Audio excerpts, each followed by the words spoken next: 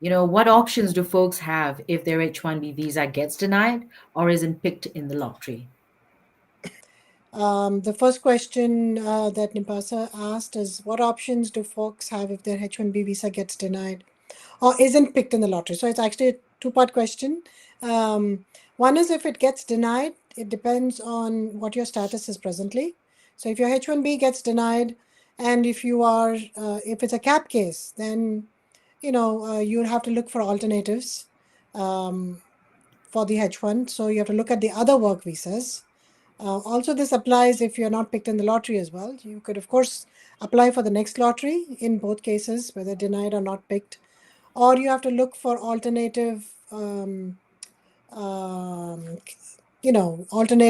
um, work visas.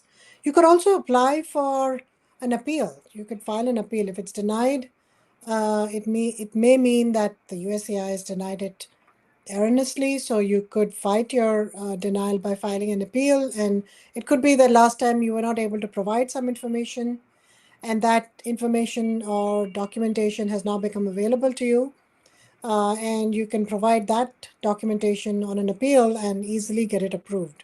So it's not the end if you get a denial. There is such a thing as an appeal, which you have to file within 30 days of receiving the denial notice. And usually takes about 6 months, 4 to 6 months for them to respond to the denial. So you have to make sure, well, while your appeal is in progress, you are in status in the sense that you can remain in the country, but you cannot work unless you already have a status which allows you to work.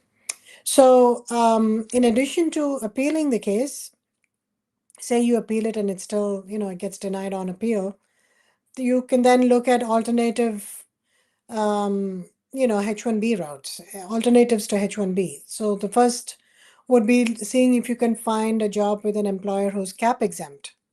So a cap exempt organization is an organization that is an institution of higher education, or it could be a non-profit company related to an institution of higher education, or it could be a non-profit research organization or a government research organization. So all these are cap exempt employers.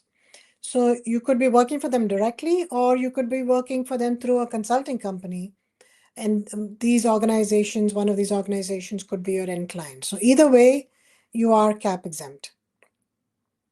The other interesting note that I have for you is, once you file a cap exempt petition, then you could file a concurrent cap subject petition, meaning you could now work for your original employer who you wanted to work for by first working for this cap exempt organization, maybe part time. Maybe you will work on weekends for the cap exempt organization doing some research, etc. And the rest of the time you will work for the cap subject organization. So that's possible. You can concurrently file a cap subject petition if you have a cap exempt petition. Not many people know this. So it's very, very, very important to know that this is possible.